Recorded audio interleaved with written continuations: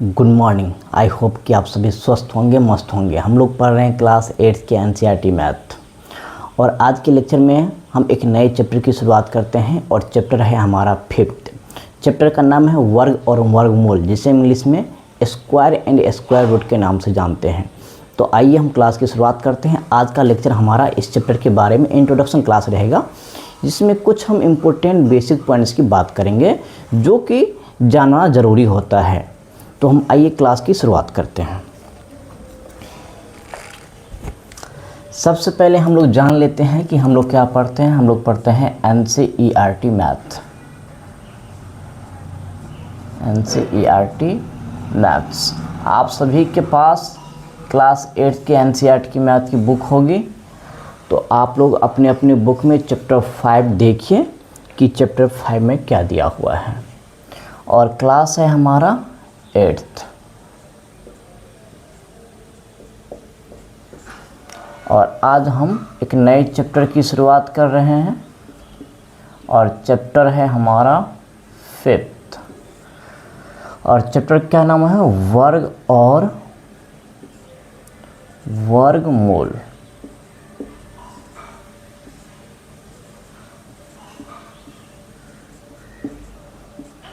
वर्ग और वर्गमूल, जिसे इंग्लिश में हम square and square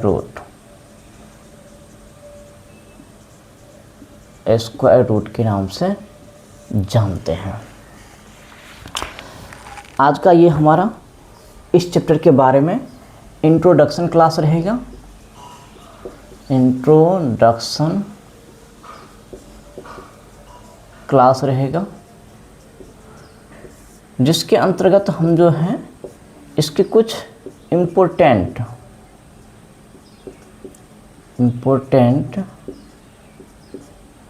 basic points की बात करेंगे, जिसको जानना जरूरी है। तो सबसे पहले हम समझते हैं कि ये जो हमारा चैप्टर का नाम दिया हुआ है वर्ग और वर्गमूल, जिसे हम इंग्लिश में स्क्वायर एंड स्क्वायर रूट के नाम से जानते हैं। तो ये जो हमारा टर्म है, वर्ग को ही इंग्लिश में हम स्क्वायर कहते हैं और वर्गमूल को इंग्लिश में स्क्वायर रूट कहते हैं। तो ये जो हमारा टर्म है स्क्वायर, पहले हम इसको समझते हैं कि स्क्वायर का क्या मतलब होता है। जैसे कि आप लोग कोई नंबर लिखते हैं, और जब उस नंबर के एक्सपोनेंट यानी कि पावर, जिसको हिंदी में हम घात कहते हैं, तो उसके ऊपर हम पावर में 2 दे देते हैं, तो हम कह सकते हैं कि ये नंबर जो है ये इस नंबर का क्या है? स्क्वायर है। यानी कि ऐसे समझिए, कोई नंबर है, मान लीजिए 1 है, 2 है, 3 है, 4 है, 5 है, 6 है, और सभी पे हम क्या करते हैं? अलग अलग पावर दे दिए। मान लीजिए इस पे 3 पावर दे दिए, इस पे 2 पावर दे दिए, इस पे 1 पावर, इस पे 4, इस पे 5 और इस पे 3 पावर दे दिए। तो जब किसी नंबर के पावर में हम 2 दे देते हैं, तो हम बोलते हैं कि हमने क्या कर दिया है? 2 का स्क्वायर कर दिया। फिर ये 3 का पावर अगर 1 रहेगा तो इसको हम स्क्वायर नहीं बोलेंगे, इसको भी स्क्वायर नहीं बोलेंगे, इसको भी स्क्वायर नहीं बोलेंगे, इसको भी स्क्वायर नहीं बोलेंगे, और इसको भी स्क्वायर हम नहीं बोलेंगे। यानी कि मैं आप लोगों को समझाने की ये कोशिश कर रहा हूँ, जब कोई हमारे पास दिया गया नंबर हो और उस नंबर के पावर में अगर यानी कि घात में हम 2 लिख देते हैं, तो हम कह सकते हैं कि ये जो है परिणाम, ये इस नंबर का क्या कहलाएगा? स्क्वायर कहलाएगा। तो याद रखना है कि पावर 2 रहेगा तभी उसको हम स्क्वायर बोलेंगे। अगर पावर में 2, 3, 4 क्या 2 के अलावा कुछ और आ गया, 3, 4, 5, 1, तो फिर उसको हम स्क्वायर नहीं कहेंगे। ये है स्क्वायर का मतलब। इसके बाद देखिए ये क्या दिया हुआ है? वर्गमूल, यानी कि स्क्वायर रूट। स्क्वायर रूट का चिन्ह जो है ये होता है, जैसे कि आप लोग बुक में भी देख सकते हैं, अपने अपने बुक में ये होता है स्क्वायर रूट को रिप्रेजेंट करने का सिंबल। जैसे हम प्लस को जोड़ के लिए प्लस इस प्रकार से रिप्रेजेंट करते हैं, घटाव के लिए माइनस, गुना के लिए इस प्रकार से, भागा के लिए इस प्रकार से। ठीक वैसे ही स्क्वायर रूट को हम इसी सिंबल के थ्रू क्या करते हैं, रिप्रेजेंट करते हैं। यानी कि जब कोई नंबर, मान लीजिए जब कोई नंबर जिसको हम n स्क्वायर के रूप में लिख सकते हैं और इसके ऊपर हम इस प्रकार का जो है सिंबल से रिप्रेजेंट कर देते हैं, तो इसका जो एक नेचुरल एक वैल्यू निकल के आता है।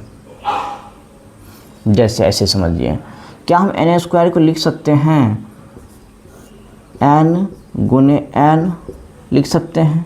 यानी कि n स्क्वायर का मतलब क्या हुआ कि n जो है वो गुना में 2 बार है। तो जब भी हम इस प्रकार से स्क्वायर रूट का साइन लगा के इसका वैल्यू फाइंड करेंगे, तो हमें क्या करना है, पेयर में से एक बाहर कर लेना है। तो इसी को हम क्या बोलते हैं, वर्गमूल, यानी कि इंग्लिश में इसी को बोलते हैं वर्गमूल। आई होप कि कि स्क्वायर और स्क्वायर रूट का मतलब समझ में आया होगा। मैंने स्क्वायर के लिए क्या बताया है कि जब किसी नंबर को हम इस रूप में रिप्रेजेंट कर देते हैं तो हम बोलते हैं कि यह प्राप्त परिणाम जो है इसका क्या होगा, स्क्वायर होगा।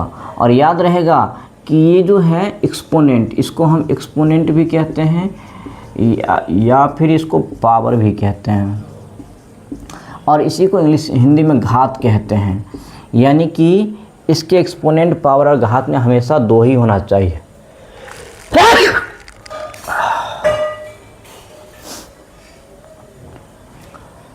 यानी कि इसके एक्सपोनेंट में, जिसको हम पावर भी कहते हैं और हिंदी में इसी को घात भी कहते हैं, तो जब किसी नंबर को उसके घात में हम 2 डाल के इस प्रकार से रिप्रेजेंट कर देते हैं, तो ये जो है प्राप्त परिणाम इस नंबर का क्या कहलाएगा, स्क्वायर कहलाएगा। उसी को हिंदी में वर्ग कहते हैं। और स्क्वायर रूट के हम क्या बोले हैं कि स्क्वायर रूट, जिसको हिंदी में वर्गमूल के नाम से जानते हैं, ये इसका क्या है, सिंबल है रिप्रेजेंट करने का। यानी कि जब कोई नंबर जिसको हम n स्क्वायर के रूप में लिख सकते हैं, इसके ऊपर इस प्रकार का साइन हम से क्या कर देते हैं, डिनोट कर देते हैं, तो हम n स्क्वायर का मतलब क्या हुआ कि n जो है गुना में 2 बार है। तो हम क्या करते हैं, इस प्रकार के साइन जब भी हम इसके ऊपर लगाते हैं तो इसका मतलब क्या हुआ कि इसके पेयर में जो है, पेयर में से एक बाहर आ जाता है, वही हमारा क्या हो जाता है, प्राप्त परिणाम। तो हम बोल सकते हैं कि n स्क्वायर्ड, यानी कि इसका स्क्वायर रूट क्या आ गया, n आ गया। एक बात और समझना है, ये जो हम बताए हैं कि ये जो है स्क्वायर रूट को रिप्रेजेंट करने का चिन्ह, यहाँ पर एक नंबर जो होता है वो हिडन रहता है। हिडन का मतलब छुपा हुआ रहता है, जो वो कौन सा नंबर होता है, 2 होता है। लेकिन ये 2 यहाँ पे लिखा नहीं जाता है, ये क्या होता है, हिडन फॉर्म में होता है। हिडन फॉर्म का मतलब क्या हुआ, छुपा हुआ। जैसे कि हम कोई नंबर लिखते हैं 2, 3, 4, 5, तो आप लोग जानते होंगे कि किसी भी नंबर के पहले अगर कोई भी साइन नहीं लगा हुआ है तो हम प्लस कंसीडर करते हैं, लेकिन प्लस को हम लिखते नहीं हैं। जैसे एक दूसरा नंबर है हमारा 3, कि इसके पहले भी कोई साइन हमें नहीं दिख रहा है, इसका मतलब क्या हुआ कि इसके पहले हम प्लस साइन को कंसीडर करते हैं। ठीक वैसे ही जब किसी भी नंबर के ऊपर इस प्रकार का साइन लगा रहता है जो कि स्क्वायर रूट को रिप्रेजेंट करता है, तो यहाँ पर एक नंबर हिडन फॉर्म में रहता है जो कि क्या होता है, 2 होता है। और लेकिन ये 2 जो होता है वो हिडन फॉर्म में होता है, लिखा हुआ नहीं रहता है। लेकिन जब इसकी ज़रूरत हमें पड़ती है कैलकुलेशन में, तो फिर ये 2 को हमें शो करना होता है। तो हम जो है अभी तक कुछ नहीं बताए हैं, बस 2 चीज़ बताए हैं कि ये जो हमारा टर्म है वर्ग, जिसको हम स्क्वायर कहते हैं, इसका क्या मतलब होता है। दूसरा हमारा टर्म है वर्गमूल, जिसे इंग्लिश में स्क्वायर रूट कहते हैं, इसका क्या मतलब होता है। यही 2 चीज़ें मैंने आप लोगों को अभी बताने की कोशिश किया है। आई होप कि ये दोनों पॉइंट आप लोगों को समझ में आया होगा। तो हम चलते हैं नेक्स्ट पॉइंट की ओर और इसको साफ कर लेते हैं। इसमें नोट करने लायक कुछ नहीं है, बस समझना था। चलिए,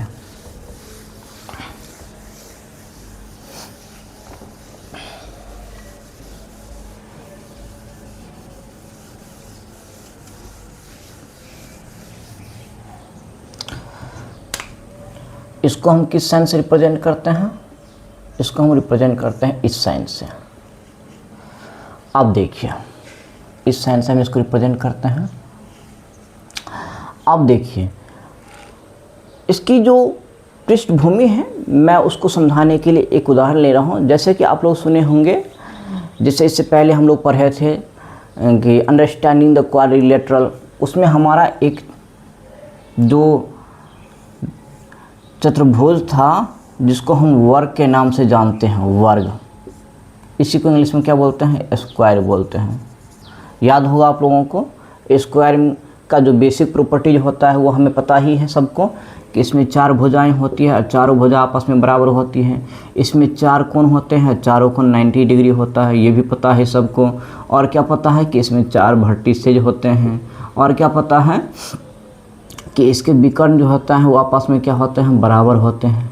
और क्या हम जानते हैं इसके बारे में, और इसके सभी कोणों का योग कितना होता है, 360 डिग्री होता है, ये भी तो हम जानते हैं।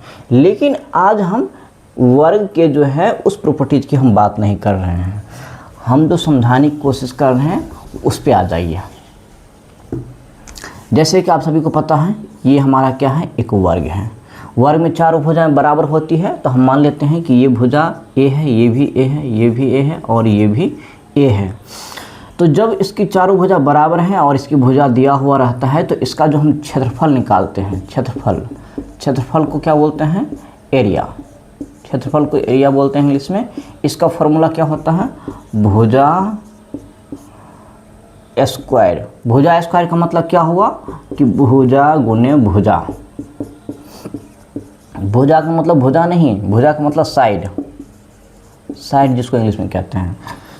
तो देखिए इसका अगर हम क्षेत्रफल निकालेंगे तो देखिए क्या है फॉर्मूला, भुजा स्क्वायर। इसी को हम लिख सकते हैं भुजा गुने भुजा। और इस डायग्राम के लिए हम जो है इसका साइड कितना कंसीडर किए हैं, ए कंसीडर किए हैं, तो हम क्या लिखेंगे, ए गुने ए। तो इसको जब गुना कर लेंगे तो क्या आ जाएगा, ए स्क्वायर।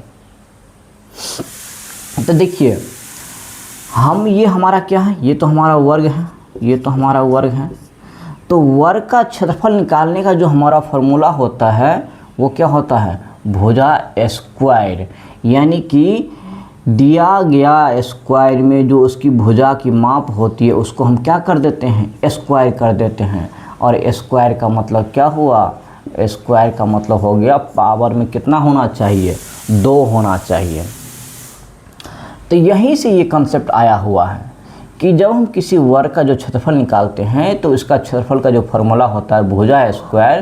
तो भुजा स्क्वायर हम इसको क्यों पढ़ते हैं, क्योंकि दिया गया वर्ग की भुजाओं की जो माप होती है इसका हम क्या कर देते हैं, स्क्वायर कर देते हैं। और स्क्वायर का मतलब पावर में हमेशा कितना होना चाहिए, 2। यानी कि हम कह सकते हैं कि जब किसी संख्या के पावर में 2 रहेगा तभी हम उसको स्क्वायर बोलेंगे।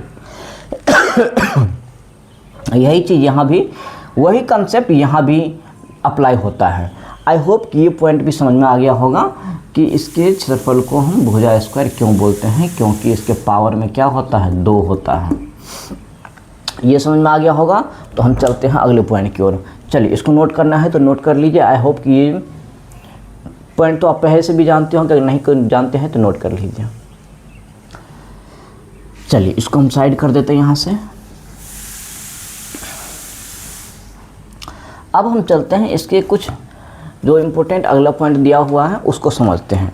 देखिए मान लीजिए कि कोई नंबर है, मान लीजिए कि कोई नंबर है m।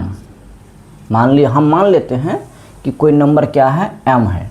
अगर इस नंबर को हम क्या कर दिए, स्क्वायर के फॉर्म में लिख दिए, यानी कि हम कह सकते हैं कि जब हम m को n स्क्वायर के रूप में रिप्रेजेंट कर दिया, ये हमारा कोई नंबर है, हमने मान लिया कि कोई नंबर हमारा m है, और इसको जब हम इस रूप में रिप्रेजेंट कर दिए, इस रूप में व्यक्त कर दिए, तो हम क्या बोलेंगे कि n स्क्वायर जो है m का क्या होगा, वर्ग होगा।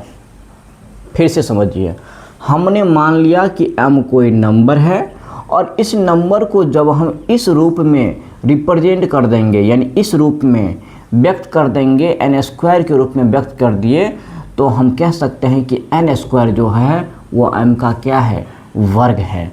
जहाँ पे क्या होना चाहिए, जहाँ m और n दोनों ही m और n प्राकृत संख्या है, यानी कि जब किसी नंबर m को हम n स्क्वायर के रूप में व्यक्त कर देते हैं तो n स्क्वायर को हम कहते हैं कि ये m का क्या है, स्क्वायर है, यानी कि ये क्या है, ये वर्ग है। जहाँ m और n प्राकृत संख्या हैं, यानी कि प्राकृत संख्या का मतलब क्या हो गया, आप सभी को मालूम होगा प्राकृत संख्या को इंग्लिश में क्या बोलते हैं, नेचुरल नंबर। नेचुरल नंबर कहाँ से शुरू होता है, 1 से शुरू होता है, 1 2 3 4 5 और ये कहाँ तक जाता है, अनंत तक जाता है। यानी कि हम कह सकते हैं कि all counting numbers are called natural numbers, जिसको सामान्य बोलचाल की भाषा में हम ये भी कह सकते हैं कि गिनती की संख्या को प्राकृत संख्या यानी कि नेचुरल नंबर कहते हैं। और गिनती की संख्या हमेशा कहाँ से शुरू होता है, 1 से शुरू होता है।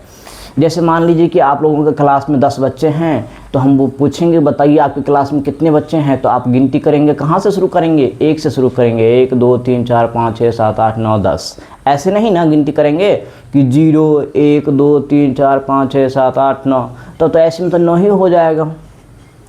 तो जब भी हम किसी दिए गए चीज़ या वस्तु का क्या करते हैं, गिनती करते हैं, तो 1 से शुरू करते हैं, तो वही हमारा नेचुरल नंबर होता है। तो नेचुरल नंबर 1 से शुरू होता है और ये अनंत तक जाता है। अनंत का मतलब क्या होगा, सबसे बड़ी नेचुरल नंबर हम नहीं बता सकते हैं, कोई नहीं बता सकता है, क्योंकि ये नंबर बढ़ता ही जाएगा।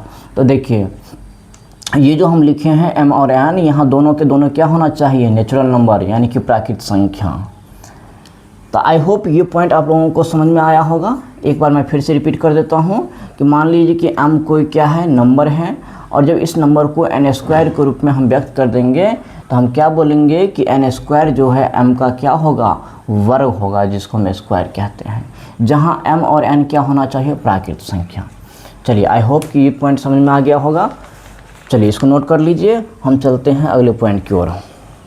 आप लोगों के पास भी अपना अपना बुक होगा, अपने अपने बुक में देखिए कौन कौन से इंपॉर्टेंट पॉइंट दिया हुआ है जो कि हमारे लिए जानना ज़रूरी है। हाँ, एक बात और समझ लीजिए,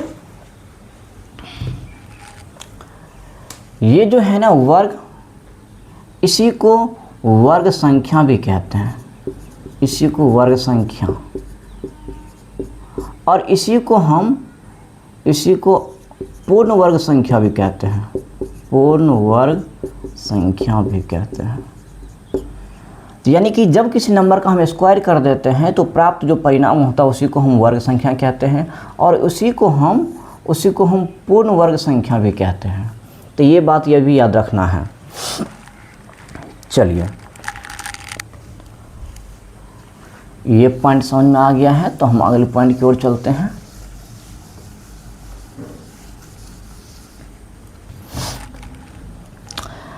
अब हम बात करते हैं कि मान लीजिए कोई नंबर है, तो हम कैसे पता करेंगे कि कौन सा नंबर जो है वर्ग संख्या होगा और कौन सी संख्या जो है वर्ग संख्या नहीं होगा। याद रखिएगा, वर्ग संख्या और पूर्ण वर्ग संख्या दोनों एक ही नंबर है, दोनों एक ही बात है। बस कुछ लोग जो है इसको वर्ग संख्या कहते हैं, कुछ लोग इसको पूर्ण वर्ग संख्या कहते हैं, तो दोनों में कंफ्यूज नहीं होना, दोनों एक ही चीज़ है। तो हम बात कर रहे थे कि मान लीजिए कि कोई नंबर दिया हुआ है, तो हम कैसे पता करेंगे कि इसमें कौन सा नंबर है जो पूर्ण वर्ग संख्या है और कौन सी संख्या जो है पूर्ण वर्ग संख्या नहीं है। तो इसके लिए कुछ पॉइंट्स हैं जो हमें याद रखना है। क्या पॉइंट याद रखना है कि देखिए, जब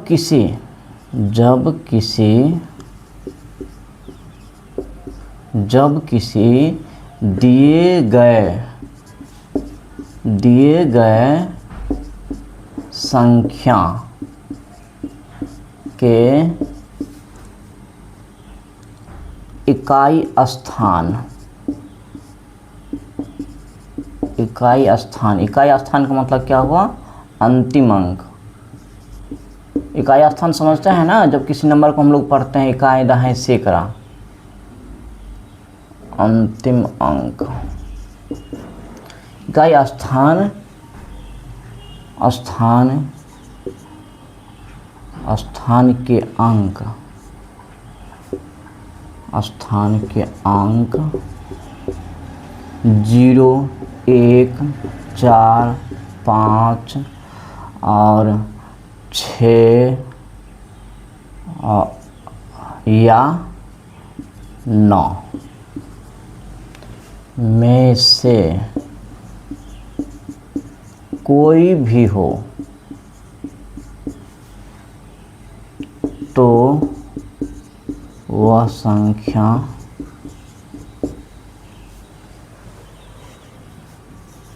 पूर्ण वर्ग संख्या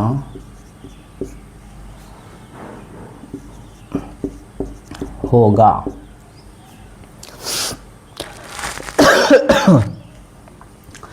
देखिए मैंने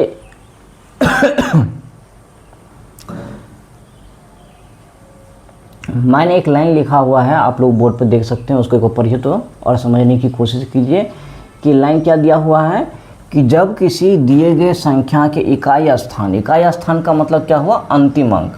जैसा किसी संख्या को हम लिखते हैं तो इधर से दाईं तरफ से क्या पढ़ते हैं, इकाई, दहाई, सैकड़ा, हज़ार, 10,000, इसी तरह से आगे बढ़ते हैं। तो ये इकाई स्थान का जो अंक होता है उसी वही हमारा अंतिम अंक भी होता है। तो वही बात यहाँ पे लिखा हुआ है कि जब किसी संख्या के इकाई स्थान यानी कि अंतिम अंक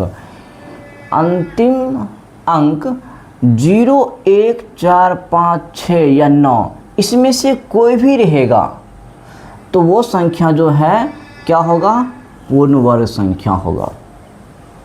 जैसे कि हम एक नंबर उदाहरण के उदाहरण के लिए हम लिखते हैं। देखिए जैसे हम लिखते हैं उदाहरण के लिए 16, तो देखिए 16 भी क्या है, हमारा एक पूर्ण वर्ग संख्या है। ये किसका वर्ग होता है, ये जो होता है 4 का वर्ग होता है, 4 का वर्ग, यानी कि 4 को स्क्वायर करते हैं तो ये जो परिणाम है 16, ये क्या है, वर्ग संख्या।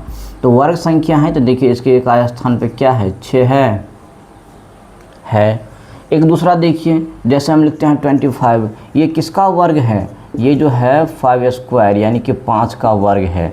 यानी कि इसके भी इकाई स्थान पे देख सकते हैं कि इकाई स्थान पे क्या है, 5 है। क्या देखिए इसमें 5 है तो आप लोग कहेंगे 5 है। जैसे एक दूसरा ले लीजिए, मान लीजिए कि 121, ये किसका वर्ग है, तो आप लोग कहेंगे कि ये तो 11 का स्क्वायर है, यानी कि ये क्या है, 11 का वर्ग है। तो इसके भी इकाई स्थान पे देखिए 1 है। क्या इसमें 1 है। तो इसीलिए ये पॉइंट जो है हमारे लिए जानना इम्पोर्टेंट हो जाता है। इससे ढेर सारे क्वेश्चन बनते हैं और इससे प्रश्नावली में कई सारे प्रश्न भी इस पे आधारित दिया हुआ है। तो आप लोगों को ये याद रखना है कि जब कोई संख्या पूर्ण वर्ग होगा, जब कोई संख्या पूर्ण वर्ग संख्या होगा तो इसके इकाई स्थान पे कौन कौन से अंक हो सकते हैं। इस अंक के अलावा और जो कोई दूसरा अंक रहेगा तो वो संख्या कभी भी क्या नहीं होगा, पूर्ण वर्ग संख्या नहीं होगा। तो ये पॉइंट इम्पोर्टेंट है, आप लोग जल्दी जल्दी से नोट कर लीजिए। आई होप कि पॉइंट का मतलब समझ में आ गया होगा और आप लोग स्क्रीनशॉट ले लीजिए। चलिए हम अगले पॉइंट की ओर चलते हैं।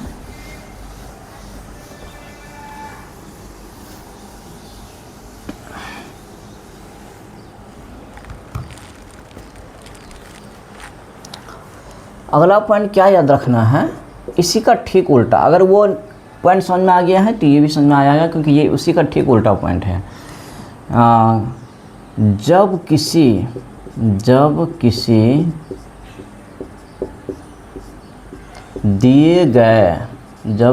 दिए गए संख्या के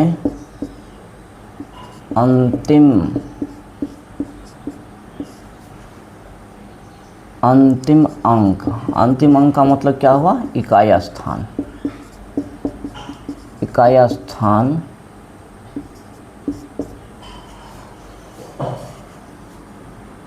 पर 2, 3, 7 या 8 होगा तो वह कभी भी पूर्ण वर्ग संख्या नहीं होगा। देखिए मैंने क्या लिखा है, इसको पढ़िए तो एक बार।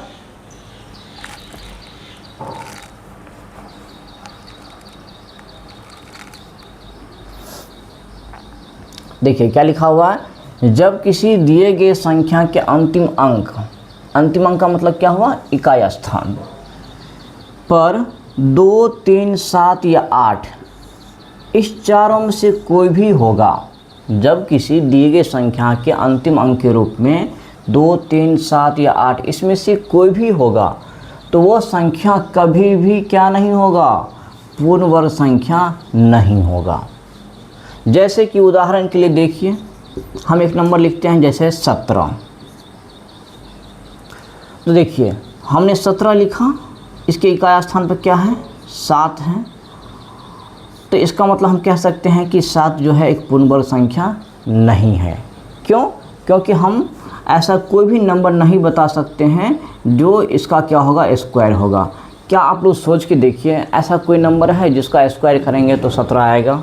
स्क्वायर का मतलब पावर 2। जैसे हम 2 का स्क्वायर करते हैं तो क्या आता है, 4 आता है ना। तो ऐसे ही ऐसा कोई नंबर है जिसका स्क्वायर करने पर 17 आएगा? तो आप लोग कहेंगे तो ऐसा कोई नंबर नहीं है। यानी कि हम कह सकते हैं इस पॉइंट के आधार पर कि जब किसी दिए गए संख्या के इकाई स्थान पे हमें 2, 3, 7, 8 इसमें से कोई भी दिख जाए तो हम कह सकते हैं कि ये संख्या पूर्ण वर्ग नहीं है, क्योंकि हमें ऐसा कोई संख्या ऐसा नहीं दिख रहा है जिसका स्क्वायर करेंगे तो 17 आएगा। एक दूसरा उदाहरण देख लीजिए, जैसे हम लिखते हैं मान लीजिए 12 लिखते हैं। चलिए 12 लिख दिए, इसके भी इकाई स्थान पे क्या है, देखिए 2 है, हमने लिखा है 2 यहाँ पे। चलिए बताइए आप लोग, क्या ऐसा कोई संख्या है जिसको स्क्वायर करेंगे तो ये 12 आएगा? सोच के देखिए, जैसे 3 का स्क्वायर करने पे 9 आता है, तो वैसे ही क्या ऐसा कोई नंबर है जिसको स्क्वायर करेंगे यानी कि पावर 2 दे के हम स्क्वायर करेंगे तो 12 आएगा? तो आप लोग कहेंगे कि ऐसा कोई नंबर नहीं है, इसका मतलब ये 12 भी हमारा पूर्ण वर्ग नहीं होगा। जैसे एक दूसरा हम नंबर लिखते हैं, देखिए 127 लिखते हैं। इसके भी देखिए इकाई स्थान पे क्या है, 3 है। 3 यहाँ भी हम लिख रहे हुए हैं। तो क्या ऐसा कोई नंबर है जिसको हम स्क्वायर करेंगे तो 123 आएगा? तो आप लोग कहेंगे तो ऐसा कोई नंबर नहीं है। अगर 10 का स्क्वायर करेंगे तो 100 होगा, 11 का स्क्वायर करेंगे तो 121 होगा, 12 का स्क्वायर करेंगे तो 144 होगा। लेकिन ऐसा कोई नंबर नहीं है जिसका स्क्वायर करने पर 123 आएगा। और हम देख रहे हैं कि इसके इकाई स्थान पे 3 है, इसका मतलब 123 भी जो है हमारा पूर्ण वर्ग संख्या नहीं होगा। तो बस आप लोगों को क्या याद रखना है कि किसी दिए गए स्थान पे अगर 2, 3, 7 किसी दिए गए नंबर के अंतिम अंक पर अगर 2, 3, 7, 8 रहेगा तो वो संख्या कभी भी क्या नहीं होगा, पूर्ण वर्ग संख्या नहीं होगा। आई होप कि पॉइंट भी समझ में आया होगा, तो जल्दी से नोट कर लीजिए। चलिए नोट कर लिए होंगे आप लोग, तो हम समझते हैं अगले पॉइंट को।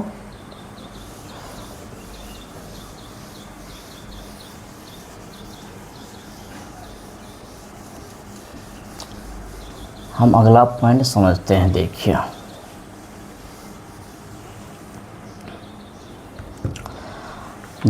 अब हम समझते हैं कि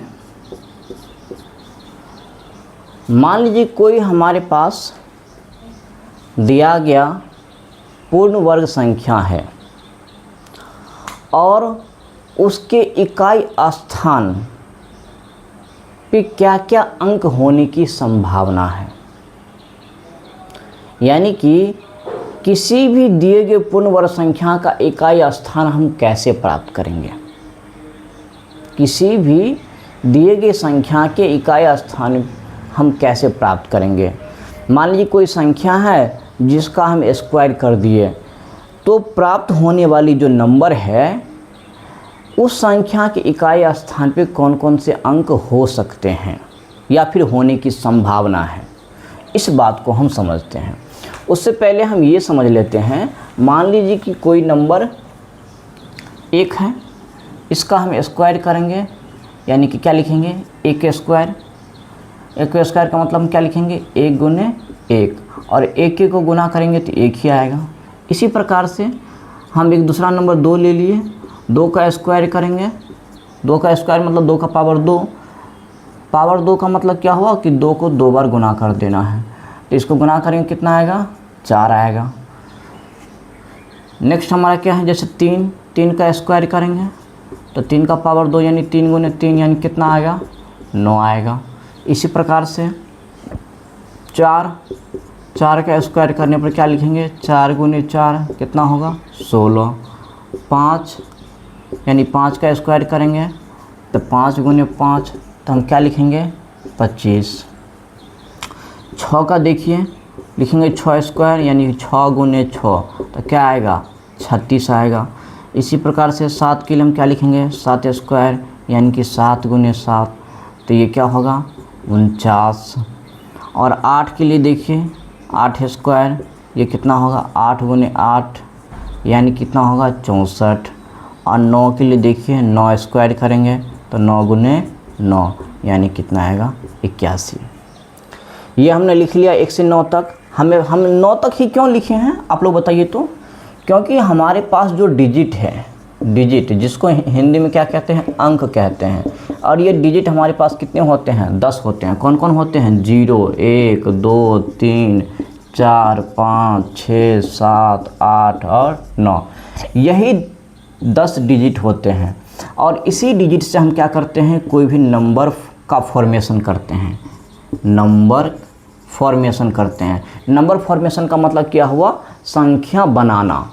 दुनिया का कोई भी नंबर जो हम लिखते हैं तो इसी 10 अंक की मदद से लिखते हैं। जैसे मान लीजिए हमें लिखना है 12 तो हम क्या लिखेंगे, 1 और 2। जैसे मान लीजिए हमें लिखना है 150 तो हम क्या लिखेंगे, 150। तो देखिए 150 ये तो इसी में से आया हुआ है। जैसे हम मान लिख दिए 1234, तो देखिए ये जो हम लिखे हैं 1234, तो देखिए इसमें कितने अंक है, 1 2 3 4, और ये चारों के 4 अंक तो इसी में से आया हुआ है, 1 2 3 4। यानी कि दुनिया का कोई भी नंबर का जो हम फॉर्मेशन करते हैं, बनाते हैं, वो सारे के सारे नंबर जो है इसी 10 अंक की मदद से हम लिखते हैं। इसीलिए यहाँ पे जो हम क्या लिए हैं, 9 तक लिए हैं। चलिए एक हमारा छूट गया है, 0 भी ले लेते। चलिए 0 का स्क्वायर करेंगे यानी कि 0 गुने 0 तो ये तो 0 ही आएगा। चलिए ये हम हटा देते हैं, ये तो हम नंबर डिजिट समझा रहे थे, ये आई होप समझ में आ गया होगा। ये जो हम पॉइंट लिखे हैं हम इसको समझाने की कोशिश कर रहे हैं। देखिए इसको समझते हैं।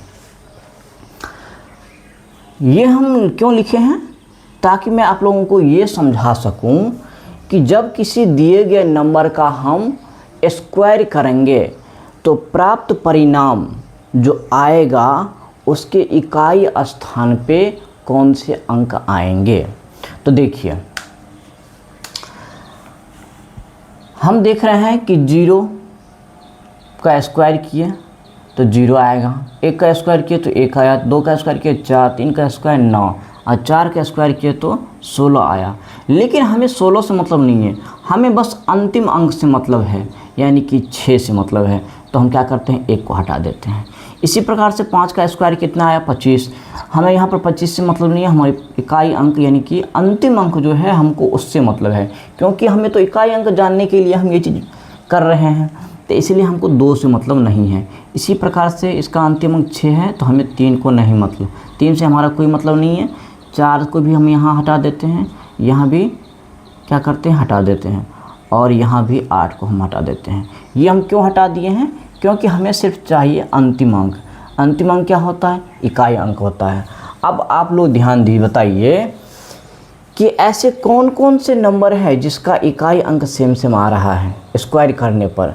तो आप लोग कहेंगे 0 तो इकलौता नंबर है जिसमें इकाई अंक क्या आ रहा है, 0 ही आ रहा है, क्योंकि 0 तो स्क्वायर किसी भी नंबर के अंत में 0 रहेगा, स्क्वायर करेंगे तो 0 ही आएगा। अब देखिए दूसरा हमारा क्या है, 1।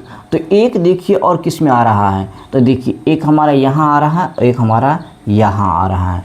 इसका मतलब क्या हुआ कि जब किसी संख्या के अंत में 1 या 9, जब किसी संख्या के अंत में 1 या 9 रहेगा तो इसका स्क्वायर करने पर उसका इकाई अंक हमेशा कितना आएगा?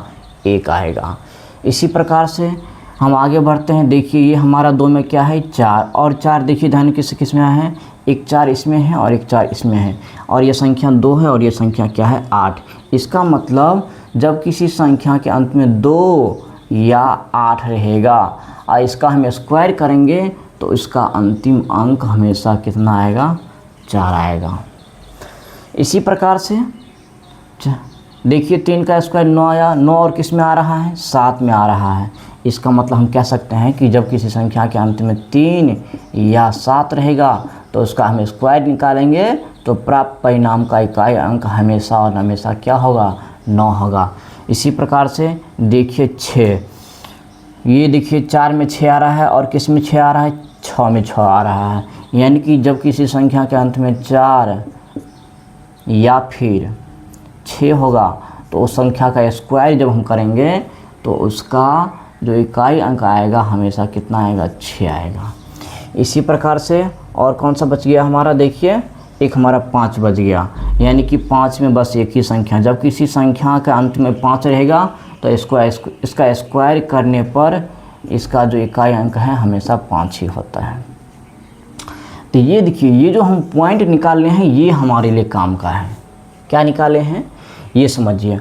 मान लीजिए कोई नंबर दिया हुआ है, कोई नंबर दिया हुआ है और जब उसका इकाई स्थान पे 0 रहेगा और इसका हम स्क्वायर कर देंगे, यानी कि कोई नंबर n है और जब इसका हम स्क्वायर कर दिए तो जब अगर इस नंबर के अंत में एक 0 रहेगा तो स्क्वायर करने पर इसका भी अंतिम अंक क्या होगा? 0 ही होगा। जब किसी संख्या के अंत में 1 या 9 रहेगा, अगर उस संख्या का स्क्वायर करेंगे तो वो हमेशा कितना आएगा? उसका इकाई अंक 1 आएगा। जब किसी संख्या के अंतिम अंक 2 या 8 दोनों में से कोई भी होगा और उसका हम स्क्वायर निकालेंगे तो उसका जो परिणाम होगा उसका अंतिम अंक हमेशा क्या होगा? 4 होगा। इसी प्रकार से जब किसी संख्या का अंतिम अंक जो है 3 या 7 में से कोई भी होगा तो इसको स्क्वायर निकालने पर उसका अंतिम अंक हमेशा 9 होगा। इसी प्रकार से जब किसी संख्या का अंतिम अंक पे 4 या 6 होगा तो इसका स्क्वायर निकालने पर इसका जो अंतिम अंक आएगा हमेशा 6 आएगा। और जब किसी संख्या का अंतिम अंक 5 रहेगा और इसका हम स्क्वायर करेंगे तो उसका भी अंतिम अंक क्या होगा? 5 आएगा।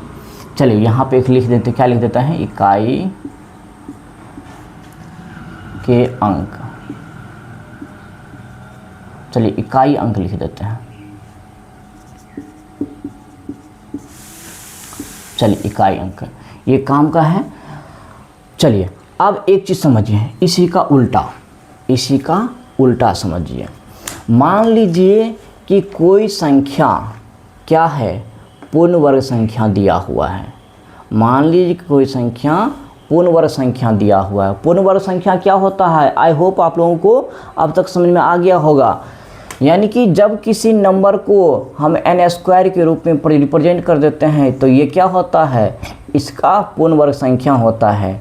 इसी को वर्ग संख्या भी कहते हैं। तो देखिए हम जो किए हैं n का स्क्वायर, यानी कि n स्क्वायर जो है इसका क्या होगा? पूर्ण वर्ग संख्या होगा। तो हम जो अभी पॉइंट समझाए हैं उसी का हम उल्टा कर रहे हैं कि मान लीजिए जब कोई संख्या पूर्ण वर्ग संख्या दिया रहेगा, जब कोई पूर्ण वर्ग संख्या दिया रहेगा और उसका इकाई स्थान पे अगर 0 होगा तो उसका जो नंबर होगा, यानी कि वो जिसका वर्ग संख्या है उसके भी इकाई स्थान पे हमेशा 0 होगा।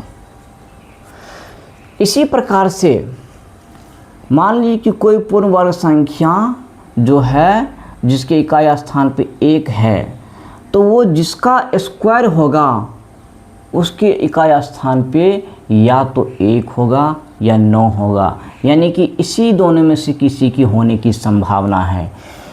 इसी प्रकार से जब किसी पूर्ण वर्ग संख्या की इकाई स्थान पे अगर 4 होगा तो वो जिसका वर्ग संख्या होगा उसके इकाई स्थान पे इसी 2 या 8 में से किसी होने की संभावना है और कुछ भी नहीं। इसी प्रकार से अगर किसी पूर्ण वर्ग संख्या के इकाई स्थान पे 9 होगा तो वो जिस संख्या का वर्ग होगा उसके अंतिम इकाई स्थान पे हमेशा 3 या 7 होने की संभावना है। संभावना का मतलब या तो 3 या 7 इसी दोनों में से कोई होगा और कोई तीसरा नहीं होगा। इसी प्रकार से जब किसी पूर्ण वर्ग संख्या की इकाई स्थान पे अगर 6 है तो वो जिस संख्या का वर्ग है उसके इकाई स्थान पे इसी 4 या 6 में से कोई अंक होने की संभावना है और तीसरा कोई नहीं। और 5 तो इकलौता है जब किसी पूर्ण वर्ग संख्या के इकाई स्थान पे 5 है, इसका मतलब वो जिसका स्क्वायर है उसके भी स्थान पे हमेशा 5 इकाई स्थान पे 5 ही होगा। आई होप कि ये पॉइंट आप लोगों को समझ में आ गया होगा। तो चलिए इसको जल्दी जल्दी से नोट कर लीजिए। तो चलिए आई होप कि आप लोग नोट कर लिए होंगे। चलिए इसको नोट कर लिए हैं तो इस पॉइंट को हम यहाँ से क्या करते हैं, हटा देते हैं।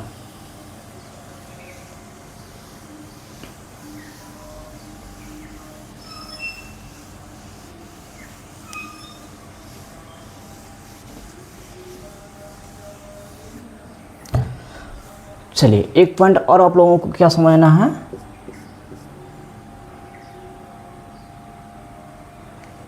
कि पूर्ण वर्ग संख्या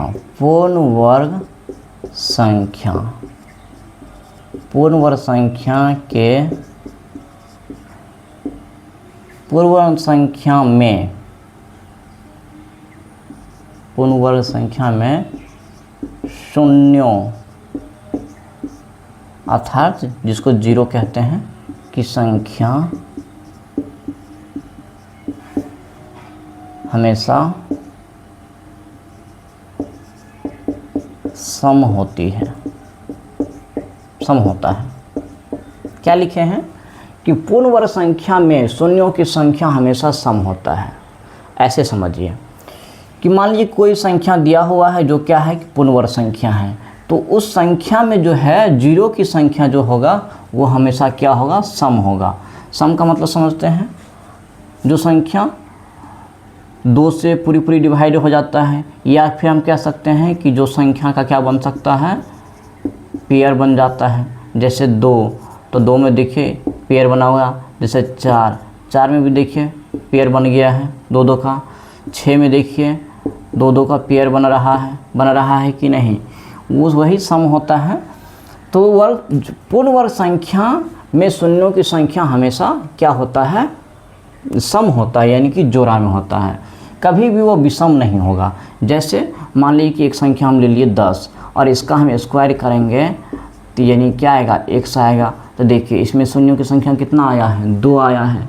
2 का मतलब सम ही हुआ। मान लीजिए कि एक दूसरा नंबर ले लिए हम, मान लीजिए कि क्या ले लिए, 100 ले लिए और इसका हम स्क्वायर निकालेंगे यानी कि 100 का स्क्वायर, तो क्या आएगा, 100 पे 4 0। तो देखिए इसमें शून्यों की संख्या कितना हो गया, 4, और 4 भी क्या है, सम संख्या है। यानी कि यही बात समझाने की कोशिश कर रहे हैं कि पूर्ण वर्ग संख्या में शून्यों की संख्या हमेशा क्या होता है, सम होता है, विषम नहीं हो सकता। विषम का मतलब जैसे कि 1, 3, 5, 7 ये नहीं हो सकता पूर्ण वर्ग संख्या में। हाँ, लेकिन ये जिसका वर्ग संख्या है उसके स्थान पे हो सकता है। जैसे हम पूछें कि 100 जो है वो किसका वर्ग है, तो आप कहेंगे 100 जो है वो 10 का वर्ग है, 10 का वर्ग है। तो देखिए ये 100 जो है ये तो पूर्ण वर्ग संख्या है, लेकिन ये जिसका वर्ग संख्या उसमें तो विषम संख्या हो सकता है, लेकिन पूर्ण वर्ग संख्या के में जो शून्यों की संख्या है वो हमेशा क्या होता है, सम होता है। यही बात दिया हुआ है। आई होप ये पॉइंट भी समझ में आ गया होगा। चलिए अगर समझ में आ गया है तो इसको हम क्या करते हैं, डिलीट कर देते हैं। आई होप कि आप लोग नोट कर लिए होंगे। चलिए हम अगला पॉइंट समझते हैं। देखिए क्या समझते हैं, त्रिकोणीय संख्या।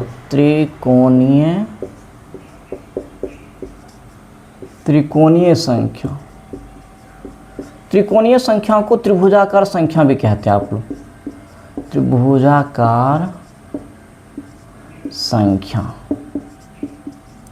ये क्या होता है जब किसी संख्या को हम त्रिभुज के रूप में रिप्रेजेंट कर देते हैं, त्रिकोणीय संख्या, उसी को हम त्रिभुजाकार संख्या भी कहते हैं। यानी कि जब किसी संख्या को हम क्या कर देते हैं, त्रिभुज के रूप में रिप्रेजेंट कर देते हैं, तो उसी को हम बोलते हैं त्रिभुजाकार संख्या। जैसे उदाहरण के लिए एक क्या है हमारा, त्रिभुजाकार संख्या है। इसके अलावा जैसे तीन भी क्या है, त्रिभुजाकार संख्या, क्योंकि 3 को भी हम त्रिभुज के रूप में रिप्रेजेंट कर सकते हैं। जैसे देखिए, जैसे 3 पॉइंट ले लिए, देखिए अगर हम इसको मिलाएंगे तो ये क्या होगा, एक त्रिभुज होगा, बनेगा कि नहीं होगा। जैसे कि ये 6 भी हमारा क्या है, त्रिभुजाकार संख्या, इसको भी हम त्रिभुज के रूप में रिप्रेजेंट कर सकते हैं। जैसे देखिए, जैसे हम 1 पॉइंट लिखे, फिर 2 पॉइंट, उसके बाद फिर कितने पॉइंट लिखेंगे, 3 पॉइंट, और देखिए ये 6 पॉइंट हो गया। और जब इसको हम जोड़ेंगे तो देखिए एक त्रिभुज बनेगा, तो आप लोग कहेंगे हाँ बनेगा। इसी प्रकार से 9 भी हमारा क्या है, त्रिभुजाकार संख्या, क्योंकि इसको भी त्रिभुज के रूप में रिप्रेजेंट कर सकते हैं। जैसे देखिए 9 पॉइंट के थ्रू, जैसे 1 पॉइंट हम ये दे दिए, 2 पॉइंट फिर ये, फिर उसके नीचे 3 पॉइंट, फिर उसके नीचे 4 पॉइंट। यानी कि जैसे जैसे हम नीचे आएंगे एक एक पॉइंट बढ़ाते जाना है। देखिए सारे पॉइंट को जब हम जोड़ देंगे तो देखिए क्या बनेगा, ये एक त्रिभुज बनेगा, आप लोग देख सकते हैं। या फिर ऐसे भी आप पॉइंट के थ्रू भी समझ सकते हैं कि देखिए ये आपको लग रहा है क्या एक त्रिभुज है, तो आप लोगों को दिख रहा होगा कि ये पॉइंट जो है हमें किस पैटर्न में दिख रहा है, एक ट्रायंगल यानी त्रिभुज के पैटर्न में दिख रहा है। तो इसी को बोलते हैं त्रिकोणीय संख्या या फिर त्रिभुजाकार संख्या। तो देखिए पहला त्रिभुजाकार संख्या हमारा 1 होता है, फिर 3, 6, 9, इसके बाद फिर और कौन सा होगा, 12 होगा, फिर क्या होगा 15 होगा, फिर क्या होगा 18 होगा। यानी कि हम देख रहे हैं कि ये क्या हो रहा है, 3 के मल्टीपल में चल रहा है, 3 के मल्टीपल में, 1 के बाद 3, 3 के बाद 6, 6 के 9, 9 के बाद 12, 12 3 15, 15 3 18। यानी कि त्रिभुजाकार संख्या जो है वो 3 के गुणज में चल रहा है। और त्रिभुजाकार संख्या किसको बोलेंगे, जिसको हम पॉइंट के थ्रू त्रिभुज के रूप में रिप्रेजेंट कर सकते हैं, उसी को त्रिभुजाकार संख्या कहते हैं। लेकिन यहाँ पे मैं आप लोगों को समझाने की ये कोशिश कर रहा हूँ कि 2 क्रमागत त्रिभुज संख्याओं को आपस में जोड़ते हैं तो एक वर्ग संख्या प्राप्त होता है। मैं आप लोगों को ये समझाने की कोशिश कर रहा हूँ कि जब 2 क्रमागत त्रिभुजाकार या फिर त्रिकोणीय संख्या, त्रिभुजाकार संख्या को जोड़ने पर एक पूर्ण वर्ग संख्या प्राप्त होता है। चलिए इसको पढ़िए, तो क्या लिखे हैं कि जब 2 क्रमागत त्रिभुजाकार संख्या को जोड़ने पर एक पूर्ण वर्ग संख्या, चलिए जब को हटा दी, ये काम करनी है। 2 क्रमागत त्रिभुजाकार संख्याओं को जोड़ने पर एक पूर्ण वर्ग संख्या प्राप्त होता है। मैंने क्या लिखा है, 2 क्रमागत। 2 का मतलब, क्रमागत का मतलब क्या होता है, लगातार, लगातार। जैसे कि हम त्रिभुजाकार संख्या लिखे हैं तो सबसे छोटा त्रिभुजाकार संख्या हमारा 1 है, एक के बाद 3 है, 3 के बाद 6 है, फिर 9 है। ये क्या है, लगातार है। तो वही लिख रहा है, किसी भी 2 लगातार त्रिभुजाकार संख्या को जब हम जोड़ते हैं तो हमें क्या प्राप्त होता है, एक पूर्ण वर्ग संख्या प्राप्त होता है। जैसे उदाहरण के लिए देखिए, 2 क्रमागत त्रिभुजाकार संख्या हम ले लेते हैं। पहला हमारा 1 है, इसके बाद 3, ये दोनों लगातार त्रिभुजाकार संख्या है। देखिए 1 के बाद 3, तो ये लगातार ही है ना। तो 2 क्रमागत, दोनों को दोनों क्या है, त्रिभुजाकार संख्या है। जब दोनों को जोड़ देंगे तो क्या प्राप्त होगा, 4। ये जो 4 प्राप्त हुआ है ये क्या है, पूर्ण वर्ग संख्या। और ये पूर्ण वर्ग संख्या ये किसका वर्ग है, तो आप लोग कहेंगे कि 2 का वर्ग है। 2 का वर्ग है ना 4। तो यानी कि वही बात हम समझाने की कोशिश कर रहे हैं कि किसी भी 2 क्रमागत त्रिभुजाकार संख्या को जब हम जोड़ते हैं तो हमें एक पूर्ण वर्ग संख्या प्राप्त होता है। जैसे दूसरा उदाहरण देख लिए, हम 2 क्रमागत, हम दूसरा उदाहरण लेते हैं जैसे 3 और 6, ये भी क्या है, 2 क्रमागत त्रिभुजाकार संख्या। तो 3 और 6 को भी अगर हम जोड़ेंगे तो क्या आएगा, 9, और ये 9 भी हमारा क्या है, पूर्ण वर्ग संख्या। किसका है पूर्ण वर्ग संख्या, 3 का ये स्क्वायर है। तो ये जो पॉइंट है इसी बात को समझाने के लिए दिया हुआ है कि किसी दो क्रमागत त्रिभुजाकार संख्या को जब हम जोड़ते हैं तो एक पूर्ण वर्ग संख्या प्राप्त होता है। चलिए इसको भी जल्दी जल्दी से नोट कर लीजिए। तो आई होप आप लोगों को ये पॉइंट समझ में आ गया होगा।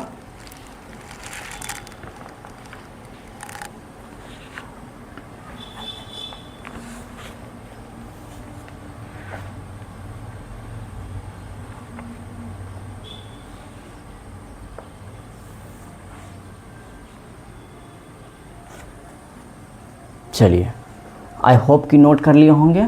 चलिए नोट कर लिए होंगे तो हम अगला पॉइंट समझते हैं।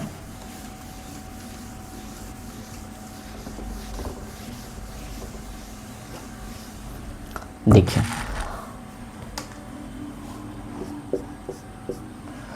हम क्या लिखते हैं, मान लीजिए एक संख्या n है और दूसरा संख्या क्या है, n+1, और जब हम दोनों का क्या करेंगे, स्क्वायर कर देंगे, यानी कि इसका भी स्क्वायर और इसका भी स्क्वायर कर दिए, तो इसके बीच में ऐसे कितने संख्या है जो क्या नहीं है, पूर्ण वर्ग संख्या नहीं है।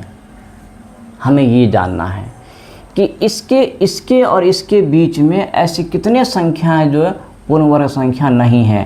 तो इसका आंसर क्या होगा, 2n। ये याद रखना है। मैंने क्या लिखा, मान लीजिए कि एक संख्या हमारा n है और दूसरा संख्या क्या है, n+1। जब दोनों संख्या का हम क्या करेंगे, स्क्वायर कर देंगे, तो दोनों ही संख्या के बीच में ऐसी कितने संख्या है जो पूर्ण वर्ग नहीं है। तो इसका आंसर क्या होगा, 2n, और ये क्या होगा, पूर्ण वर्ग संख्या नहीं।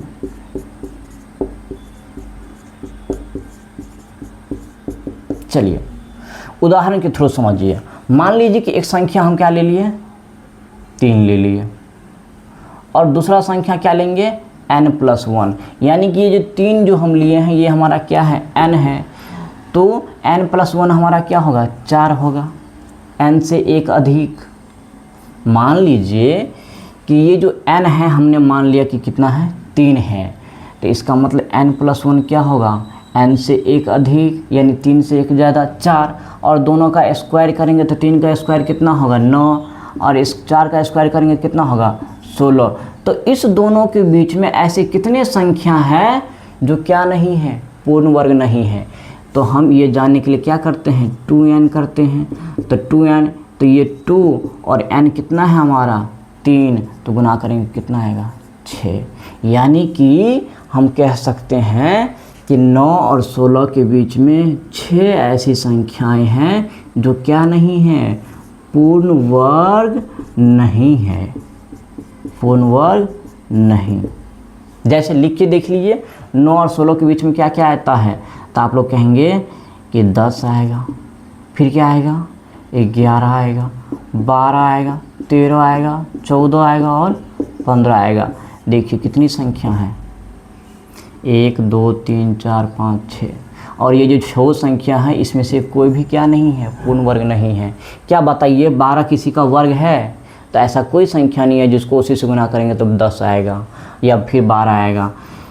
यानी कि ये जो 10 11 12 13 14 15 जो 9 और 16 के बीच में आता है, ऐसा कोई संख्या इसमें से नहीं है जो क्या नहीं है, पूर्ण वर्ग। तो मान लीजिए कि जब दो लगातार संख्या, ये जो हम लिखे हैं ना n और n+, ये जो हम लिखे हैं ना n और n+1, ये इसी को हम बोलते हैं दो लगातार संख्या, दो क्रमागत संख्या के बीच। दो क्रमागत संख्या का बीच का मतलब क्या हुआ, दो लगातार संख्या। मान लीजिए पहला हम 4 ले लिए तो n+1 क्या होगा, 5 होगा, यानी n से एक अधिक। तो इसी को हम इस रूप में रिप्रेजेंट कर दिए हैं। आई होप ये जो पॉइंट लिखे हैं इसका मतलब समझ में आ गया होगा एग्जाम्पल के थ्रू। ये क्या है हमारा एग्जाम्पल, और एग्जाम्पल के थ्रू ये पॉइंट आप लोगों को क्लियर हो गया होगा। तो इसको जल्दी जल्दी से नोट कर लीजिए। अब हम चलते हैं अगले पॉइंट की ओर। वीडियो को पॉज कर लीजिए और आप लोग स्क्रीनशॉट ले लीजिए। चलिए हम समझते हैं अगले पॉइंट को।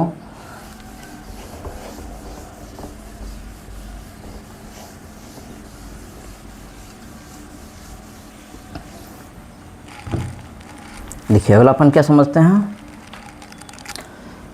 कि पहली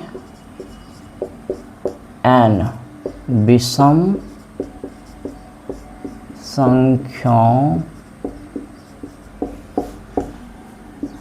का योग n² होता है। देखो क्या लिखे हैं, हम क्या लिखे हैं पढ़िए तो एक बार। पहली n विषम संख्याओं का योग n² होता है। देखिए सबसे पहले समझिए कि विषम संख्या क्या होता है, जिसको ऑड नंबर कहते हैं। और ऑड नंबर कौन कौन होते हैं, 1, 3, 5, 7, 9, इसी तरह से कहाँ तक जाएगा, अनंत। यानी कि जो संख्या 2 से पूरा विभाजित नहीं होता है, 2 से भाग देने पर कुछ ना कुछ रिमाइंडर यानी कि शेषफल बच जाता है, वही तो हमारा क्या होता है, ऑड नंबर, जिसको हम हिंदी में विषम संख्या कहते हैं। तो ये तो विषम संख्या आप लोगों को पता चल गया है और बहुत लोगों को पहले से पता है, लेकिन यहाँ पर मैं ये समझाने की कोशिश कर रहा हूँ पहली n का मतलब क्या हुआ कि विषम संख्या जहाँ से शुरू होता है, जैसे कहाँ से शुरू होता है, 1 से, फिर उसके बाद 3, उसके बाद 5, उसके बाद 7, उसके बाद 9, इसी तरह से बढ़ता जाएगा, कहाँ तक जाएगा, अनंत तक जाएगा। तो वही बात, पहली n का मतलब क्या हुआ, शुरुआत से। तो पहली n विषम संख्याओं का योग हमेशा क्या होता है, n² होता है। चलिए एग्जाम्पल के थ्रू समझिए, ऐसे समझ में नहीं आया है तो पहली n का मतलब क्या हुआ कि विषम संख्या की शुरुआत से, मान लीजिए हम 2 विषम संख्या ले लिए, तो पहला 2 विषम संख्या कौन कौन होगा, 1 और 3। तो 1 और 3 और इसका क्या करेंगे, योग। तो योग करेंगे तो क्या आएगा, 4। और ये 4 जो है किसका स्क्वायर है, 2 का स्क्वायर है। वही बात तो यहाँ लिखा हुआ है कि पहली n यानी कि शुरुआत से किसी भी लगातार विषम संख्याओं का जब हम योग करते हैं तो वो हमेशा किस रूप में आता है, n² के रूप में आता है। एक दूसरा उदाहरण देखिए, पहली 3 विषम संख्या कौन कौन है हमारा, 1, 3, 5। चलिए इसको जोड़ के देखिए, 1 + 3 + 5, इसको जोड़िए, 1, 3, 4, 4, 5, 9। और 9 किसका वर्ग है, तो आप लोग कहेंगे 3 का वर्ग है। वही बात तो यहाँ लिखा हुआ है कि पहली n विषम संख्याओं का योग हमेशा किस रूप में आता है, n² के रूप में आता है। आई होप ये पॉइंट भी समझ में आ गया होगा आप लोगों को। चलिए जल्दी जल्दी से नोट कर लीजिए। अब हम समझते हैं अगले पॉइंट को। चलिए आई होप ये नोट कर लिए होंगे आप लोग।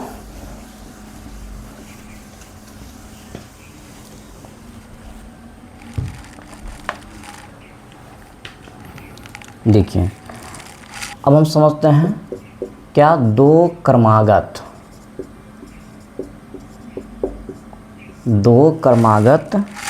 सम या विषम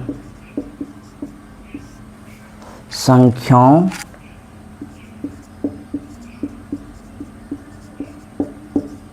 का गुणनफल। क्या लिखे हैं पढ़िए तो, 2 क्रमागत सम या विषम प्राकृत, विषम प्राकृत। चलिए यहाँ एक छूट गया है, ये डाल दीजिए प्राकृत।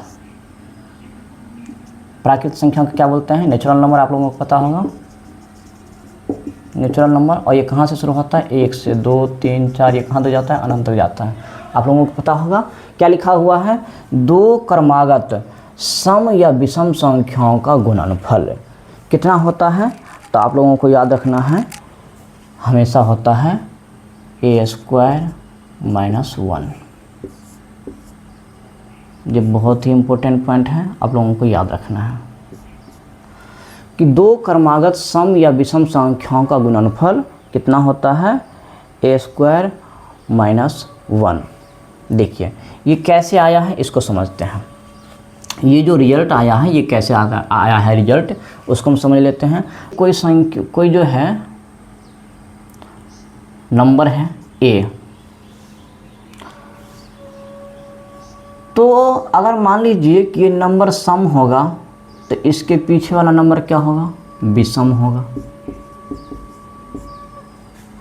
मान लीजिए कोई नंबर ए है, अगर ये सम है तो इसके पीछे वाला नंबर क्या होगा, विषम, और फिर इसके आगे वाला नंबर क्या होगा, ये भी क्या होगा, विषम होगा। जैसे 3 एक संख्या है और ये क्या है, सॉरी 2 एक संख्या, मान लीजिए कि 5 एक संख्या है, 5 नहीं 4 ले लेते, चलिए 4 ले लेते हैं। 4 एक सम संख्या है। जैसे मैंने कहा कि मान लीजिए एक संख्या है जो कि सम है, तो इसके एक अंक अगर इसमें से एक माइनस कर दिए तो अगला विषम, इससे पीछे वाला ठीक पहले वाला विषम संख्या क्या होगा, विषम होगा। और ठीक इसके बाद यानी कि एक इसमें जोड़ देंगे तो ठीक बाद वाला संख्या ये क्या होगा, विषम होगा।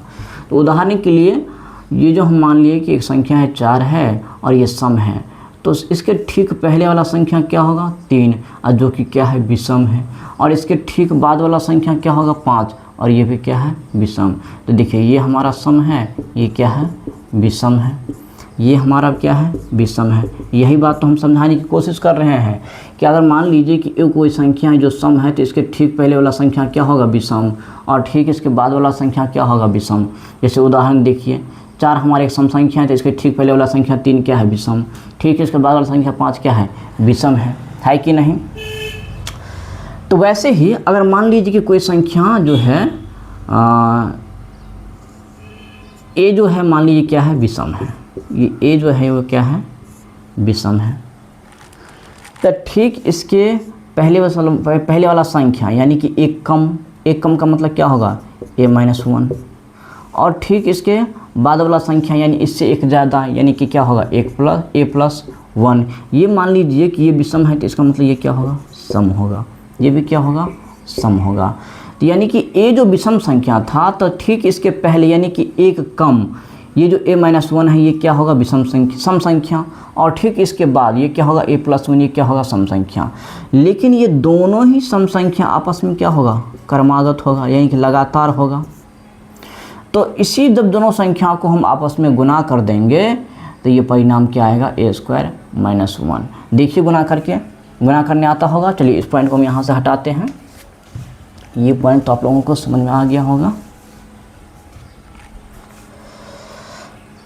देखिए ये हमारा a-1 और a+1 ये दोनों को दोनों क्या है, 2 क्रमागत सम संख्या है। यहाँ पर क्या लिखा हुआ है, 2 क्रमागत सम संख्या।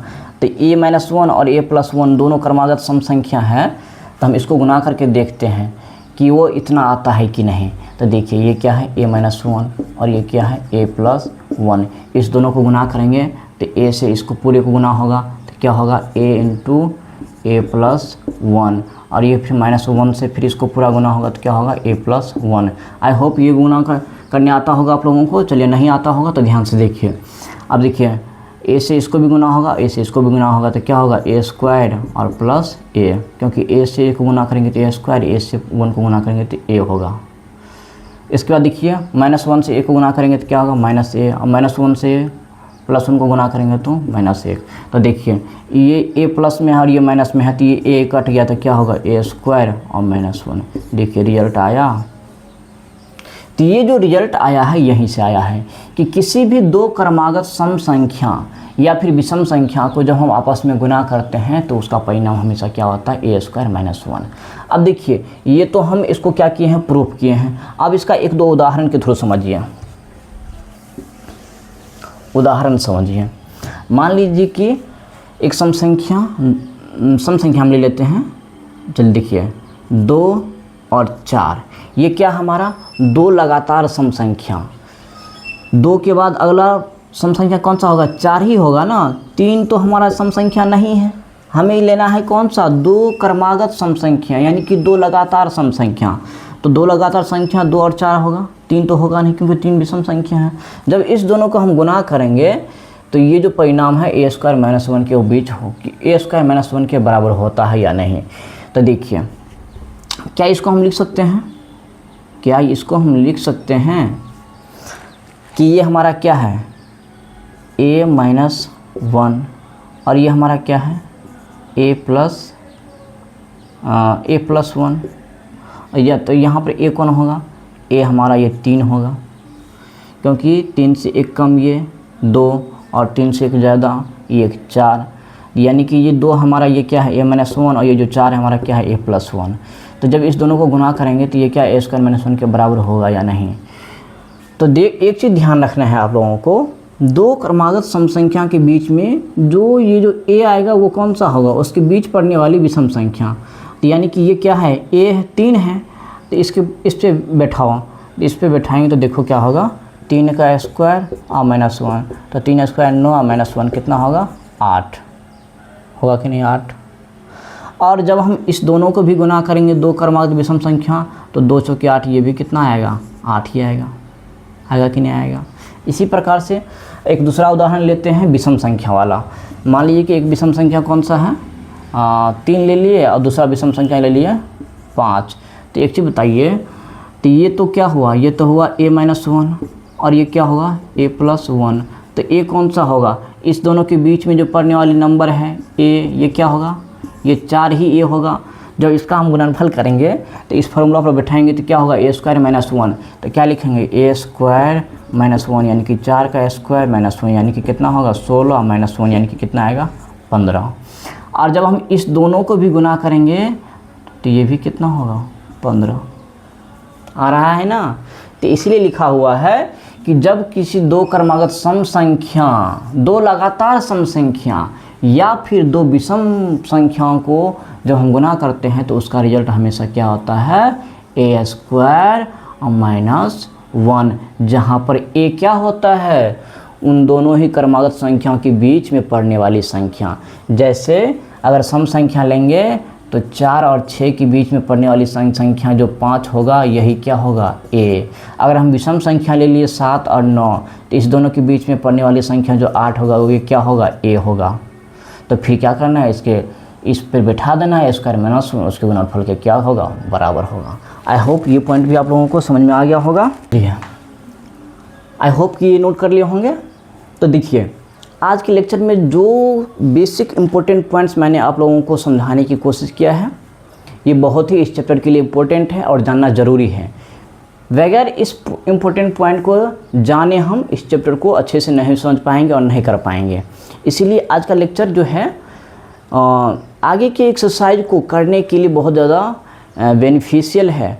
तो चूँकि ये जो जितने भी इम्पोर्टेंट पॉइंट मैंने आप लोगों को समझाने की कोशिश किया है, बताने की कोशिश किया है, आई होप कि सारे पॉइंट्स एक एक करके आप लोगों को बहुत अच्छे से समझ में आया होगा और बहुत कुछ आप लोग सीखे होंगे। तो आज का लेक्चर हम यहीं तक रखते हैं। ये हमारा इंट्रोडक्शन क्लास था जिसमें हमने कुछ इम्पोर्टेंट बेसिक पॉइंट्स का डिस्कशन किया है और इससे आगे की चीज़ों को हम क्या करेंगे नेक्स्ट लेक्चर में डिस्कस करते हैं। तो आज का लेक्चर हम यहीं तक रखते हैं, मिलते हैं नेक्स्ट लेक्चर में। Have a good day, thank you.